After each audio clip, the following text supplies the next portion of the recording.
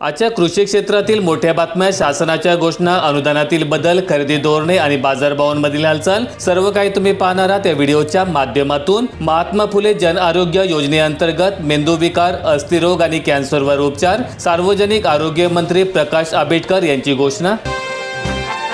April महिन्यात 1.85 lakh ton जादा खत विक्री। युद्धस्थितीमुळे भीतीपोटी शेतकऱ्यांकडून हंगामापूर्वी जादा खरेदी, खतांचे दर देखील वधारले। आखाती देशातील युद्धजन्य स्थितीमुळे खत आयात घटलेली असून घबराटीपोटी शेतकऱ्यांनी हंगामापूर्वीच खतांची नको तितकी खरेदी सुरू केल्यामुळे ही स्थिती निर्माण झाल्याचं सांगण्यात येत आहे। त्यामुळे हंगाम नसताना देखील शेतकऱ्यांनी खतांना वाढवलेली मागणी आणि आयात घटण्याच्या पार्श्वभूमीवर मागणी आणि पुरवठ्यानुसार ही दरवाढ झाल्याचं सांगण्यात येत आहे। राज्यातील 40 लाख शेतकऱ्यांना मिळणार कर्जमाफी योजनेचा लाभ। प्रवीण परदेशी समितीचा अंतिम अहवाल सरकारला सादर। ज्या शेतकऱ्यांची थकीत कर्ज 2 लाखांहून अधिक आहे अशा शेतकऱ्यांनी 2 लाखांवरील अतिरिक्त रक्कम स्वतः आधी भरल्यास त्यांनाही शासनाकडून 2 लाखांची मदत दिली जाईल। तसंच कर्जाची नियमित परतफेड करणाऱ्या प्रामाणिक शेतकऱ्यांना 50,000 रुपयांचं प्रोत्साहनपर अनुदान देण्याचा महत्त्वपूर्ण निर्णय घेण्यात आलाय।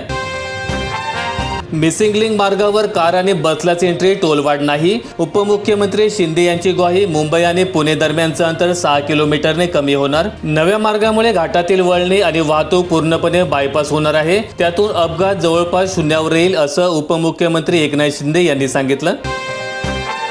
आता शाळांमध्ये आईच्या नावाने मुलाला ओळखणार, शिक्षण विभागाचा निर्णय। यावर्षी सर्व शाळांमध्ये अंमलबजावणी। आतापर्यंत केवळ वडिलांचं नाव आणि आडनाव लावलं जात होतं, परंतु आता आईचं नाव लावणं अनिवार्य झाल्यामुळे आईचा हक्काचा सन्मान शालेय दस्तऐवजामध्ये दिसून येणार आहे। हा निर्णय आगामी शैक्षणिक वर्षापासूनच लागू करण्याचा निर्णय शिक्षण विभागाने घेतलेला आहे। आश्वासनानंतरही राज्य सरकारकडून शेतकऱ्यांचे दिशाभूल। छत्रपती संभाजीनगर जिल्ह्यातील गंगापूर विभागात विम्यापोटी हेक्टरी 17,500 रुपये मिळालेच नाही। शेतकऱ्यांना आजही प्रतीक्षा कायम। शिवरायांच्या विधानावर बागेश्वर बाबांचा माफीनामा, बोलण्याचा चुकीचा अर्थ काढल्याचा केला दावा। बागेश्वर बाबा यांनी अखेर छत्रपती शिवाजी महाराजांबद्दल केलेल्या विधानावर माफी मागितली। नागपूरच्या रेशीमबाग मैदानावर रामकथेच्या शुभारंभाप्रसंगी त्यांनी पत्रकारांशी संवाद साधलेला आहे। विदर्भावर सूर्यकोपला, अकोला 43.9 अंशावर। राज्यात उष्णतेचा कहर, अनेक जिल्ह्यांमध्ये अंगाची लाही।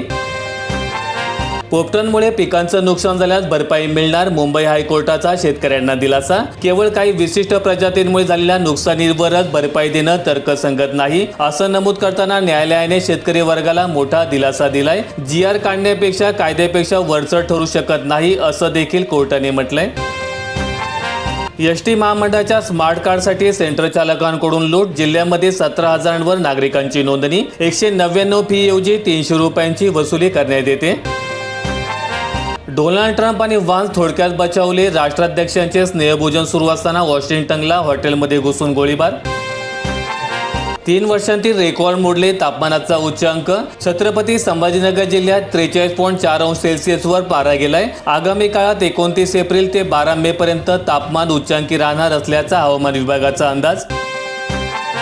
रसायनांनी आंबा पिकवाल तर थेट फौजदारीत दाखल होणार। अन्न आणि औषध प्रशासनाकडून दक्षता। कृत्रिमरित्या फळे पिकवल्यामुळे आजारांचा धोका वाढला। रसायनांनी पिकवलेली फळे खाल्ल्यामुळे पोटदुखी, उलटे आणि जुलाब होतोय। तसेच त्वचेचे आजार आणि डोळ्यांची जळजळ होत असते। दीर्घकाळ सेवन केल्यामुळे कॅन्सर सारख्या आजारांचा धोका वाढतो। मज्जासंस्थेवर परिणाम होऊन चक्कर येणे अथवा स्मरणशक्ती देखील परिणाम होऊ शकतो। बळीराजाचे डोळे आकाशाकडे आणि कर्जमाफीकडे सुद्धा। 2 महिन्यात 2 लाखांपर्यंतच्या कर्जाचा फास होणार नक्की सैल। सोलापूर जिल्ह्यातील 3.25 लाख शेतकरी कर्जमाफीच्या यादीत। जिल्ह्यातील 3,976 कोटींची थकबाकी जमा होणार। अपात्र लाडक्या बहिणींवर कारवाईचा बडगा। आतापर्यंत 11 कोटींची वसुली। लाभार्थ्यांमध्ये सरकारी कर्मचाऱ्यांचा देखील समावेश। राज्यातील 12,915 लाभार्थी हे अपात्र म्हणून आढळून आलेत। त्यापैकी 6,457 महिलांकडून आतापर्यंत 11 कोटी रुपयांची वसुली करण्यात आली। यामुळे एकच खळबळ उडाली। अपात्र ठरणाऱ्या लाडक्या बहिणींची छाननी सुरू असून आणखीन काही लाभार्थ्यांना या छाननीतून धक्का बसण्याची शक्यता आहे।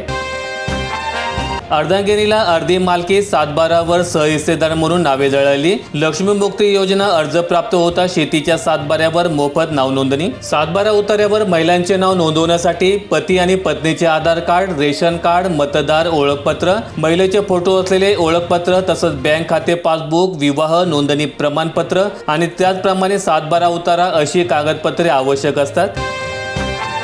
नागपुरात रविवार ठरला हॉट डे, 45.4 अंशांवर पारा. शहरातील सर्वच मार्गांवर दुपारी अघोषित संचारबंदी. 24 तासात 1.2 अंशाने वाढले कमाल तापमान. सुरगाणा तालुक्यात उन्हाळ्यामुळे आदिवासींच्या स्थलांतरामध्ये वाढ, पाणी टंचाई तीव्र. जलसंधारण योजनेच्या प्रभावी अंमलबजावणीचा देखील अभाव. नाशिक जिल्ह्यातील सुरगाणा तालुका हा आदिवासी बहुल भाग असून येथे पिण्याच्या आणि सिंचनाच्या पाण्याची तीव्र टंचाई आहे. तालुक्यात एकही मोठा सिंचन प्रकल्प नसल्यामुळे केवळ 1 ते 2% क्षेत्र सिंचनाखाली आहे. परिणामी शेती पूर्णपणे पावसावर अवलंबून असते. काही मजूर कुटुंबासह स्थलांतर करत असून ते आवश्यक साहित्य, धान्य, लाकूड, कपडे, अंथरूण आणि गोणीमध्ये भरून घेऊन जातात. अनेक विद्यार्थी ही कामासाठी शाळा कॉलेज सोडून मजुरीला जात असतात.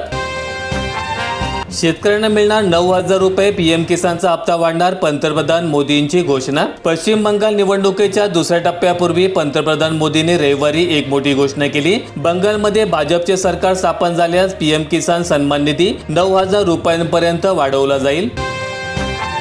प्लॅस्टिक दरवाढीचा शेतकऱ्यांना फटका. कांदा उत्पादक शेतकऱ्यांचे आर्थिक गणित कोलमडले. आंतरराष्ट्रीय परिस्थितीमुळे प्लॅस्टिकच्या दरात सुमारे 25% वाढ झाल्यामुळे शेतकऱ्यांचा खर्च वाढलाय. कांदा झाकण्यासाठी लागणारा प्लॅस्टिक कागद प्रति किलो 130 रुपयांवरून थेट 170 रुपये प्रति किलो पर्यंत पोहोचलाय. तसंच कांदा बनवण्यासाठी लागणाऱ्या प्लॅस्टिक पिशव्यांचे दर देखील 10-12 रुपयांवरून 22 ते 24 रुपयांपर्यंत वाढलाय. कांदा काढणी आणि उत्पादनासाठीचा जवळपास खर्च 10 ते 11 रुपये खर्च येत असल्यामुळे शेतकऱ्यांना नफा तर दूरच उलटा तोटा सहन करावा लागतो आहे.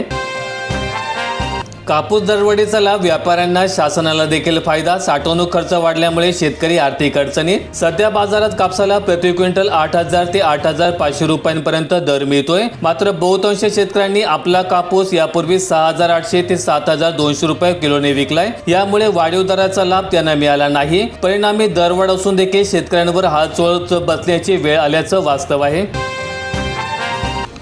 अमरावती जिल्ह्यातील 42 तलाव पडले कोरडे. तापमानाचा उच्चांक 12 तलावांमध्ये 1 मीटर पाणी. वन्य प्राण्यांची पाण्यासाठी भटकंती कायम. जिल्ह्यामध्ये जिल्हा परिषद अंतर्गत 65 सिंचन तलाव आहेत. या तलावांची खोली सरासरी 2.5 मीटर ते 4 मीटर इतकी असून यंदा या पावसाळ्यात 51 तलाव 100% भरले होते, तर 11 तलाव 50% तसेच 20 तलाव 60% जलसाठा मार्च महिन्यापर्यंत होता. आता या तलावातील जलसाठा संपला असून अनेक तलाव कोरडेठाक पडलेले आहेत.